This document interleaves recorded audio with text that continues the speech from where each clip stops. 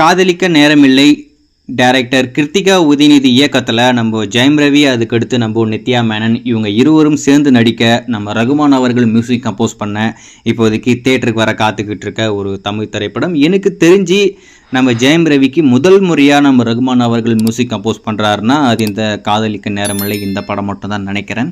ஏன்னா ஒரு காலத்தில் ரகுமான் அவர்கள் ஏன் ரேஞ்சுக்கு பார்த்தீங்கன்னா இந்த மாதிரி ஆக்டருக்குலாம் நான் மியூசிக் கம்போஸ் பண்ண மாட்டேன், நான் வந்து ஹை ரேஞ்சில் இருக்கிற மியூசிக் ஆக்டருக்கு மட்டும்தான் மியூசிக் கம்போஸ் பண்ணுவேன் அப்படின்ற மாதிரி இருந்த ஒரு மியூசிக் டைரக்டர். இப்போ வேறு வழி இல்லை, எல்லா படத்துக்கும் பண்ணி தான் ஆகணும். ஏன்னா வர வாய்ப்பை விட முடியாது இல்லையா, அந்த அளவுக்கு கீழே இறங்கி வந்துட்டாப்ல.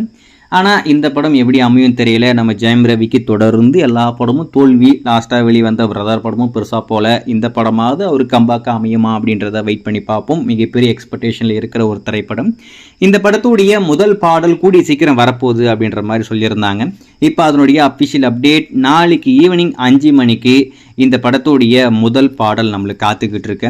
டெஃபினட்டாக நம்ம ரகுமான் அவருடைய மியூசிக்கில் அந்த பாடல் நல்லா இருக்கும் அப்படின்ற மாதிரி எதிர்பார்க்கப்படுது. ஒரு லவ் ட்ராக் எப்படி பண்ணியிருப்பாருன்னு தெரியல, நம்ம பாய் நம்ப முடியாது, நான் பாய் அப்படின்ற மாதிரி இருக்கும். ஸோ வெயிட் பண்ணி பார்ப்போம். நாளைக்கு இந்த காதலிக்க நேரமில்லை படத்துடைய பாடல் வெளிவந்ததுக்கு அப்புறம் அதை கேட்டுட்டு அது எப்படி இருக்குது அப்படி சொன்னால் கண்டிப்பாக அப்டேட் பண்ணுறேன்.